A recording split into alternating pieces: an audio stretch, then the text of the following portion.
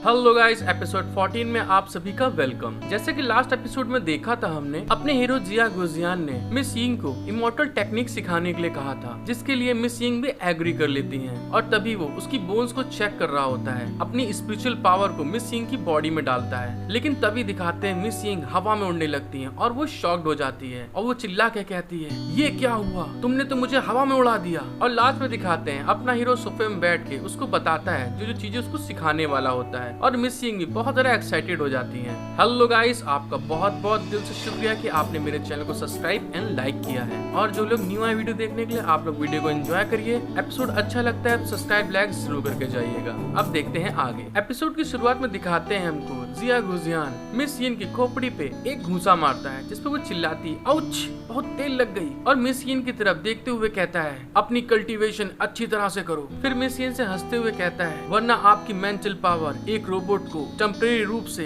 Effect कर सकती है। फिर वो मिस यिंग के जो लैब में ह्यूमन पावर को इंक्रीज करने के लिए हो रहा होता है, उसके बारे में सोचते हुए बताता है, इमॉर्टल्स की कल्टीवेशन की असली मेथड 3000 वर्षों में कियान युआन तक पहुंचना असंभव है। फिर बताता है, लेकिन ह्यूमंस इस चीज को प्राप्त कर सकते हैं, या 100 साल में जेनेटिक एवोल्यूशन के बाद में इसको हासिल कर सकते हैं। लेकिन और गाइस, मैं आपको बता दूं, आगे के एपिसोड बहुत ज्यादा मस्त होने वाले हैं। फिर सीन चेंज हो जाता है और वो अपने कल्टीवेशन के बारे में सोचते हुए बताता है, इमॉर्टल डाओ कल्टीवेशन सोल की मेन कल्टीवेशन है, जिसमें बॉडी सीमित है लेकिन मन अनंत है। जीवन प्रत्याशी थ्योरिकली रूप से अंतहीन हो सकता है। और हमें दिखाते हैं अपने हीरो जिया गुजियान के चारों तरफ से बहुत ढेर सारी स्पिरिचुअल पावर निकल रही होती है, और साथ ही साथ उसकी सोल भी अलग दिख रही होती है। फिर वो बताता है, इमॉर्टल बॉडी स्किन को बदलना नहीं चाहती तो कोई प्रॉब्लम नहीं है। फिर हमारा सीन फिर से प्रेजेंट में आ जाता है और हमें दिखाते हैं हमारा हीरो जिया गुजियान मिस यिंग को कुछ टेक्निक्स स्टोन देता है, और देते हुए कहता है, यह आपके लिए मेरी तरफ से कुछ कस्टम टेक्निक है, आप इसको पहले फील करिए। उस जेट स्लिप को लेते हुए मिस यिंग शॉक्ड हो जाती है और शॉक्ड होकर अपने हीरो से कहती है, अरे पहले ये तो बताओ आपको ये जेट स्लिप कहाँ से मिली है।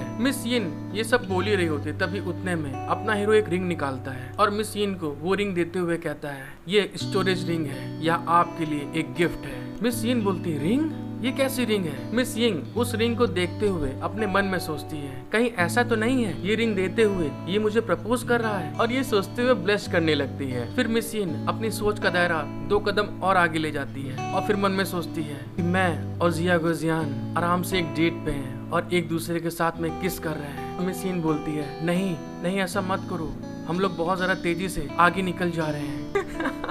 इतना ज्यादा लंबा चौड़ा सोच लिया मिस यिंग ने। फिर हमको दिखाते हैं मिस यिंग अपने आप को संभालने लगती है और वो सर हिला के बोलती, नहीं नहीं नहीं, ये गलत है, ऐसा नहीं सोचना चाहिए मुझे। फिर वो उस चीज को सोचने के बाद में एकदम फील कर लेती कायदे वाला। फिर दोस्तों सीन बदलता है हमारा और हमें जिया गुजियान को दिखाते हैं, वो एक जगह पे जा रहा होता है, वो एक पैलेस होता है, और वो जिया गुजियान उस पैलेस के बारे में बताता है हमको, ये जगह अभी भी काफी बड़ी है। फिर वो उस पैलेस को देखते हुए अपने मन में सोचता है, पहाड़ों और जंगलों से घिरा है ये, यह एक शांत और रहने योग्य जगह भी है। और दोस्तों ये सोचने के बाद में जिया गुजियान वहाँ पे उस पैलेस के ऊपर अपना कुछ स्पेल कास्ट करने लगता है, और दिखाते हैं उसके स्पेल के इम्पैक्ट से वहाँ पे खूब ढेर सारी धूल उड़ रही होती है। और जिया गुजियान अपने मन में कहता है, अब से बस मैं यहीं रहूंगा। और गाइस हमें दिखाते हैं जिया गुजियान ने वहाँ पे अपने बैठने के लिए एक जगह बना ली होती है, जो देखने में बहुत सुंदर होती है। और वहाँ वो जाते हुए चिल्ला के बोलता है, फैट टाइगर ऊपर आओ यहाँ पे। और गाइस हमें दिखाया जाता है जिया गुजियान ने जो बनाया होता है वो सारी की सारी बहुत एंटिक चीजें होती हैं, और वहाँ पे बैठ के वो चाय पी रहा होता है। जिया गुजियान की ये बात सुनने के बाद में वहाँ से टाइगर खूब तेजी से भागता हुआ आ रहा होता है अपने हीरो के पास में। टाइगर जंगल से निकल के अपने हीरो के पास आ जाता है और अपना हीरो उसको सहला रहा होता है, प्यार कर रहा होता है, और सहलाते हुए कहता है, चिंता मत करो, आखिर मैं भी तुम्हारा गॉडफादर हूँ। और गाइस हमें दिखाया जाता है कि टाइगर को जिया गुजियान का सहलाना बहुत अच्छा लग रहा होता है। और फिर जिया बोलता है, मेरे लिए गेट की रक्षा करो और मैं तुम्हें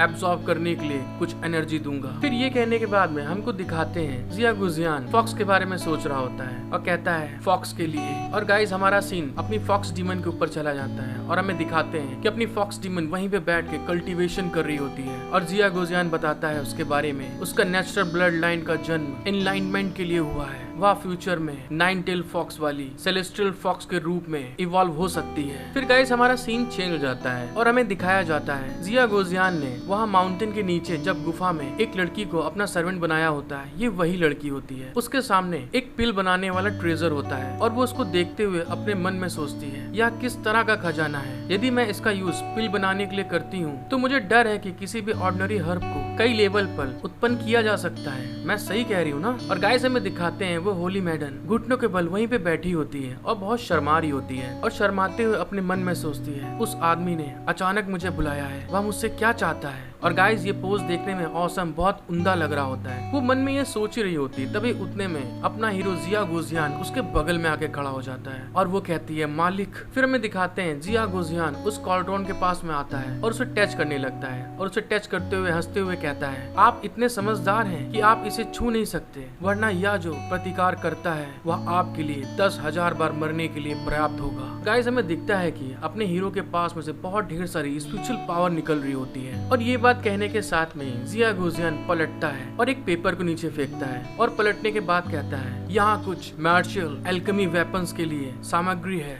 इन सारी चीजों को मेरे लिए खोज कर लाओ। अपने हीरो की ये बात सुनने के बाद में वो कागज को होली मैडन अपने हाथों में ले लेती है और उसको देखते हुए कहती है ठीक है मालिक, मैं देखती हूँ। फिर जिया गोजियान होली मैडन से पूछता है वैसे आपके यहाँ पर हेवनली पाथ रिलीजन में हाईएस्ट लेवल क्या है, क्या आपके पास कुछ हाई टेक्निक्स हैं? जिया गोजियान की ये बात सुनने के बाद में होली मैडन जो घुटनों के बल वहीं बैठी होती है वो उसको बताती है हमारे यहाँ मास्टर्स की कल्टीवेशन अथाह है और केवल उन्हीं लोग के पास में एडवांस टेक्निक्स हैं। और गाइस दूसरे साइड में दिखाते हैं उस कॉर्डोन के अंदर में से बहुत ढेर सारी स्पिरिचुअल पावर बाहर निकल रही होती है। होली मैडन की ये बात सुनने के बाद में जिया गोजियान कहता है उससे इससे कोई फर्क नहीं पड़ता मेरे को, मैं आपको एल्डर बनने में मदद करूंगा जिससे कि आने वाले समय में आप मेरे को उस एडवांस्ड हाई टेक्निक्स को दिखा सके। जिया गोजियान की ये बात सुनने के बाद में होली मैडन उससे कहती है थैंक यू मालिक, मैं एक एल्डर बनना चाहती हूँ। लेकिन फिर होली मैडन अपने बारे में बताते हुए उसको कहती है एक मैटर खत्म होने के बाद में मास्टर से दास सील को रिलीज करने के लिए कहे, वरना यह अन्य लोगों के स्लेव के एल्डर बनने के लिए बेहतर नहीं है। होली मैडन की ये बात सुनने के बाद में जिया गोजियान उसके पास आ जाता है और उसके चेहरे को ऊपर उठाता है और उससे हंसते हुए कहता है आप पहले से ही मेरे स्लेव हैं, आपको ऐसा क्यों लगता है कि आप मुझसे मोल भाव करने के योग्य हैं? उसकी ये बात सुनने के बाद में होली मैडन उससे रिक्वेस्ट करते हुए कहती है अगर ऐसा है तो मोज़्यू सिर्फ आपका पीछा कर सकती है। और गाइस फिर हमें दिखाते हैं कि अपनी जो होली मैडन होती है वो बहुत ज्यादा ब्लश कर रही होती है। पता नहीं इसको क्या हो जाता है अपने हीरो को देखने के बाद में, ये अपने पर कंट्रोल नहीं रख पाती है और वहीं पे ब्लश करते हुए कहती है लेकिन अगर मेरे पास टेक्निक है तो मैं मालिक से कैसे संपर्क कर सकती हूँ। उसकी ये बात सुनने के बाद जिया गोजियान पीछे हट जाता है और जाते हुए उससे कहता है यदि आप जिया गोजियान शब्द को अपने दिल में लगातार 3 बार कहेंगे